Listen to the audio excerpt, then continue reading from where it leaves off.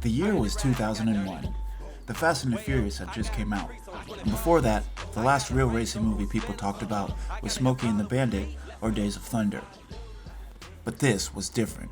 Flashy body kits, hot babes, shiny paint, and flashing lights. The world hadn't seen this before, and EA picked up on this quick, and honestly, so did I. By the time Too Fast, Too Furious came out, the world had street racing fever. I remember the theater being filled with college kids, and their riced-out cars filled the parking lots, and afterward, they would fly up and down the boulevard pretending to race like they were in the movies. You couldn't go anywhere without realizing street racing was a part of pop culture at the moment. Radio Shack had the X-Mod remote control cars with the interchangeable bodies, wheels, and came with Fast and Furious replica kits, essentially letting you mod and drive your own JDM ride. It was clearly rolling on the bandwagon and making sales. I got a random shirt at Target once with a Supra on it that said Supra. Where do you get that these days? You have to go to an Instagram shop. If you turned on the television to MTV, you'd catch Pimp My Ride. This was pre-YouTube.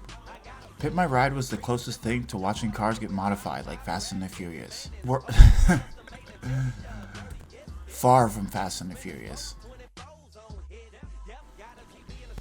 You went to races by word of mouth, not Instagram, and not sideshow takeovers. And you read Super Street magazine.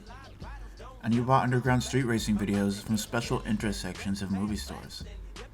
There was no Fitment Industries, no Shmee, DDE, Stradman, no content to watch. DIYs? Nope. I watched a site called undergroundstreetracing.com with shaky 420p footage of races. The closest you got were those hot rod dad shows restoring a classic, which is cool, but my young self wasn't into that. I wanted to do hood rat stuff with my friend.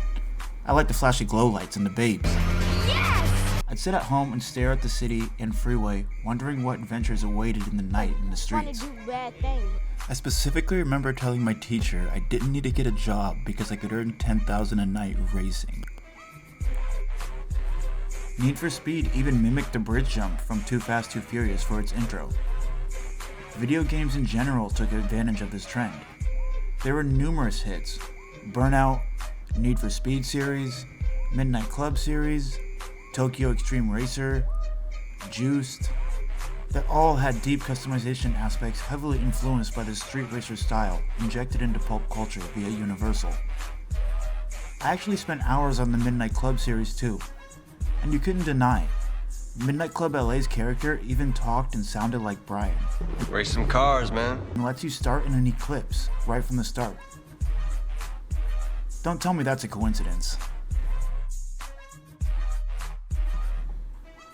Now this is just personal opinion, but I feel PS2 especially had good games. You would enter a GameStop, and a third of the store was Xbox, another third was PC and GameCube mix, and a whole third and sometimes half of the store or a whole wall was dedicated to PS2. So obviously, by just majority, PS2 naturally had more games, naturally had more racing games, and that was freaking awesome.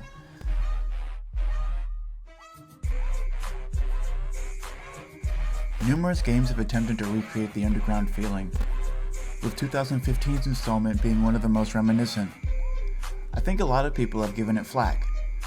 They always say nothing will capture the underground feeling, and some people say Heat did, and some people say it totally didn't either. But you know what?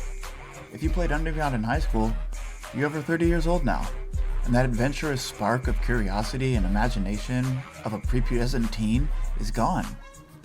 We've driven real cars. We've been on the road at midnight before. Nothing will be like Underground again, because there was a sense of mystery to it. That's why I have a PS2 still, so I can take a trip down memory lane to have that feeling again. That's why I drive a 2009 BMW with a manual transmission.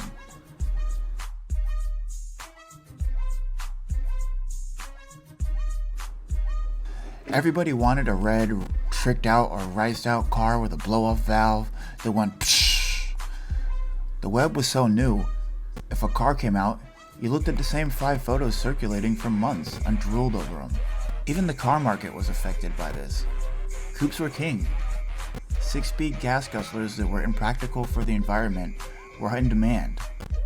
It wasn't a Prius planet yet. Another thing that stands out about this era is you weren't clowned for having a Civic. It was cool to mod your daily 4-cylinder to be a killer. You were respected for it. 300 horsepower was fast for a daily street car. Now Corollas and stuff come with like 300 horsepower from the factory.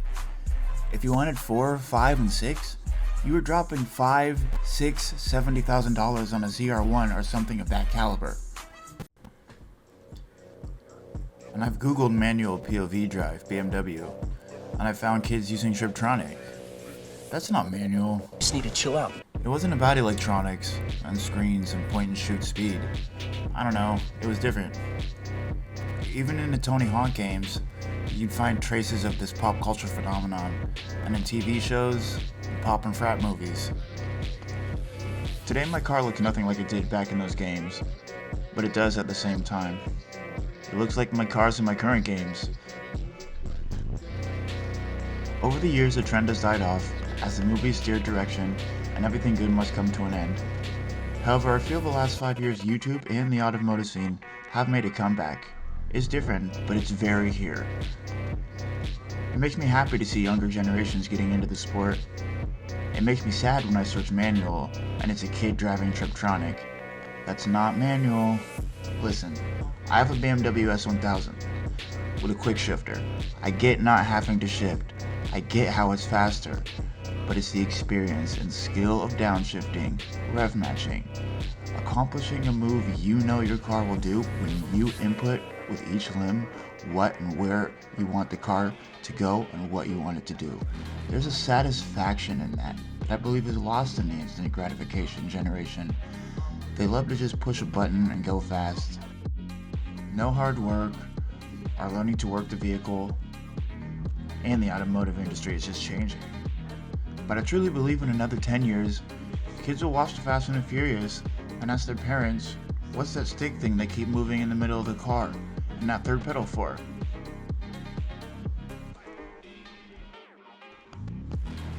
With all the resources available today, you can learn anything and everything about the kind of car and driving you want to do. Whether rally, drag, track, drift, illegal, sideshow. And you could find meets in a community and make friends and create the kind of lifestyle you want if that's what you want to do. It's why I've made a career around shooting cars and automotive industry and have the car friends and experiences that I do and why we do. For a lot of folks, it's just 4 wheels and some metal. But for us, it's a safe room, escape room, blood, sweat, and tears, and hours of hard work, an identity, memories, adventures, friendships. And now it's cool to look back at my days playing Underground and watching the Fast and the Furious in high school with my friends, and how we all hang out still driving our cars for real late at night, still eating pizza. Those games and those movies definitely had a profound effect on the direction of my life, and I wouldn't change it for the world. I think that's where I'm going to end this video. Feel free to like and comment. And if you remember something from that era that stands out to you, go ahead and leave it in the comments also. Catch you guys on the next one.